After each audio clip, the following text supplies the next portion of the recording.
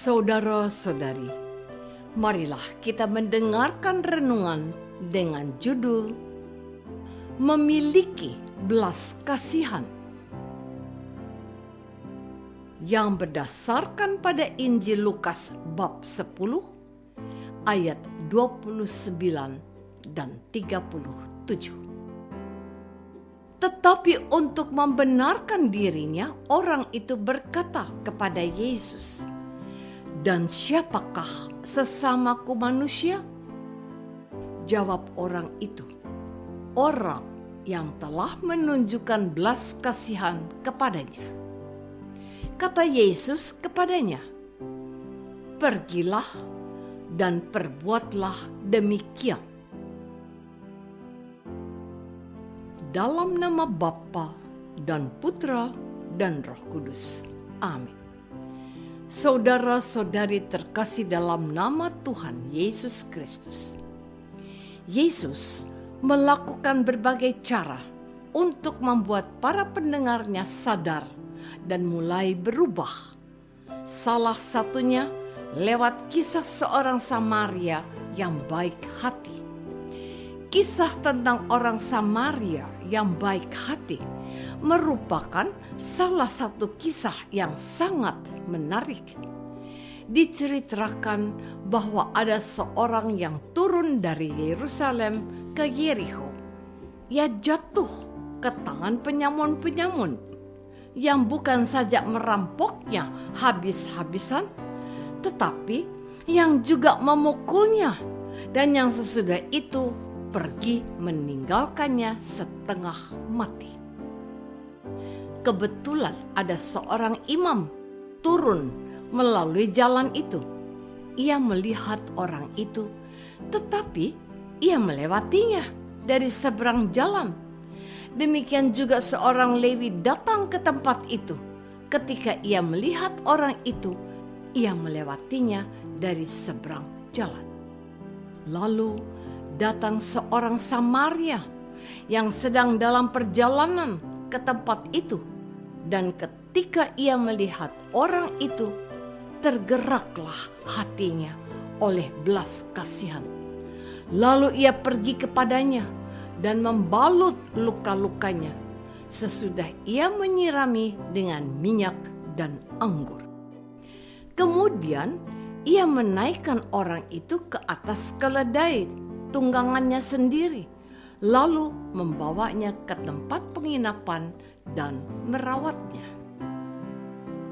Saudara-saudari terkasih, tindakan orang Samaria yang baik hati dan penuh belas kasihan tidak hanya berhenti di situ.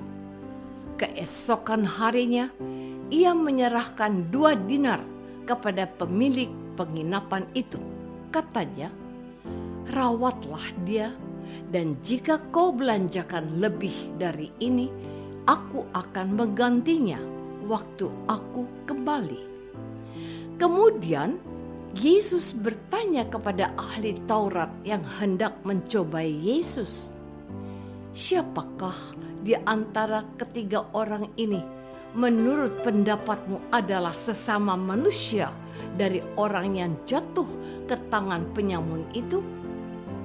Jawab orang itu, "Orang yang telah menunjukkan belas kasihan kepadanya."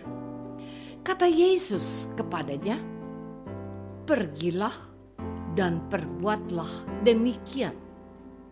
Dari sini terlihat bahwa orang Samaria yang dianggap hina dan berdosa oleh sebagian orang Israel malahan mampu berbuat kasih, sementara orang Lewi dan imam yang dianggap suci dan baik justru tidak peduli dan tidak memiliki belas kasihan. Mereka terikat dengan hukum Taurat yang membuat mereka kehilangan belas kasih. Saudara-saudari terkasih, belas kasihan merupakan sifat utama dari Allah. Jikalau kita membaca Injil, kita dengan mudah menemukan bagaimana Yesus tergerak hatinya oleh belas kasih. Belas kasihan sama dengan cinta kasih. Dan yang paling menarik bagi kita, para pengikut Yesus, adalah bagaimana orang-orang yang di satu sisi jelas-jelas mengaku memiliki agama dan taat kepada agamanya, namun tidak mampu menunjukkan belas kasihan. Sedangkan di sisi lain, ada orang-orang yang tidak memiliki atau tidak jelas agamanya, namun dapat menunjukkan sikap belas kasihan yang dapat dirasakan orang lain. Dari kenyataan ini, kita dapat memahami bahwa agama apapun tidak secara langsung membuat kita dekat dengan Allah, sehingga dapat menunjukkan sifat Allah yang penuh belas kasihan dengan menolong sesama yang sakit, miskin, dan tersisih. Sebab yang sering terjadi adalah bahwa kita hanya mementingkan ibadat atau doa. Kita lupa bahwa doa atau ibadat yang baik dan benar sesungguhnya membawa kita untuk berbuat kasih bagi sesama. Agama menjadi sia-sia manakala umatnya hanya sibuk berdoa, namun tidak mau berbagi dan berkorban. Saudara-saudari terkasih, setiap orang pada dasarnya memiliki sifat belas kasihan, sebab semua manusia lahir dari Allah, Sang Sumber belas kasihan. Bahkan bukan cuma kita manusia, binatang saja memiliki sifat belas kasihan. Kita mendengar cerita-cerita tentang binatang yang malahan mampu menolong manusia yang berada dalam masalah dan bahaya. Contoh, ada anjing yang rela mati demi menyelamatkan tuannya dari bahaya. Demikian pula ikan lumba-lumba yang sering menolong manusia yang tenggelam di lautan lepas. Ini terjadi karena sesungguhnya kebaikan dan sifat belas kasihan Allah sudah ada dalam diri setiap makhluk hidup. Apalagi manusia yang jelas-jelas merupakan ciptaan Allah yang tertinggi. Namun kadang terjadi bahwa manusia tidak mampu menunjukkan belas kasihan Allah kepada sesama.